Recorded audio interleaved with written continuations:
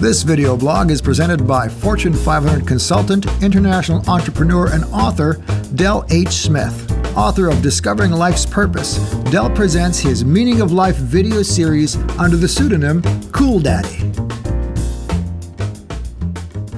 Well, welcome back to the Cool Daddy Meaning of Life video blog. Cool Daddy's the name and ideas is his game. In our last video, we joined the seven seekers in pondering the no arguments at the signpost Jesus Christ is the Son of God. Blair broke the silence. Do we really have to examine these yes arguments? Doesn't common sense indicate a man cannot be God? Cassandra added, it's very unlikely our Creator was a person, so how could it have had a son? Adrian suggested, rather than a son, might Jesus simply have been a man who so perfectly challenged the universal consciousness into his mind as to become one with the spirit force? Sally was supportive. I see where you're going there, Adrian. What we call God could be the spirit force, and what we call revelation could be the spirit force's offer to us of its universal consciousness. Well, Jane was getting impatient. If all this is true, then Son of God is just a name. Peter got down to the point. But can we not all agree that this signpost is the most important one we've encountered to date? The Meaning of Life and atheist signposts, established and left unrefuted, our knowledge of life's meaning. The Bible signpost established it as a source of the written word of God. But if Jesus is the Son of God in name or in body, then he offers us the spoken word of God. Can we really afford to ignore this? Agreeing the answer was no, the seven seekers turned their attention to the yes arguments.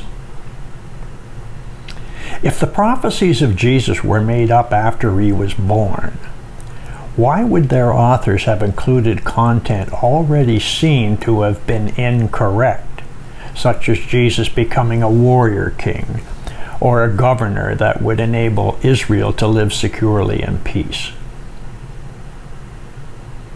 If Jesus were not the Son of God, why would he repeatedly have claimed to be? Only a tyrant or a madman would falsify such claims. But does not everything we know of Jesus show him to be sane and good? While none of his miracles have ever been proven, countless miracles have been eyewitnessed. If they were not real, how could so many people have seen countless healings, the feedings of thousands, and the raising of Lazarus from the dead? It's true, many claim the gospel authors simply made up the miracles along with other gospel content. But is it credible that they would make up content for which they faced death? While St. Paul did not know Jesus, his testimony is based on eyewitness accounts of those who did. It's true that the Bible has been translated and rewritten many times, but ancient historians and archaeologists provide scientific corroborative evidence of its trustworthiness.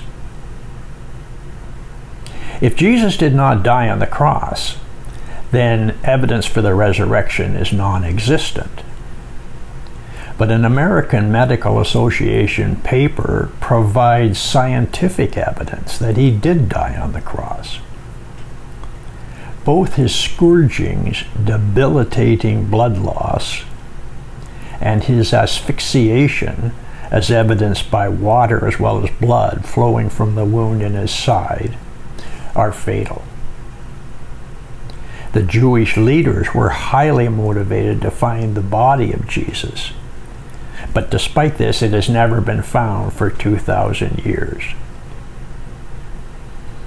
God's silent revelation in our minds and in the Bible was insufficient for us to get to know Him well enough to love Him as He wills.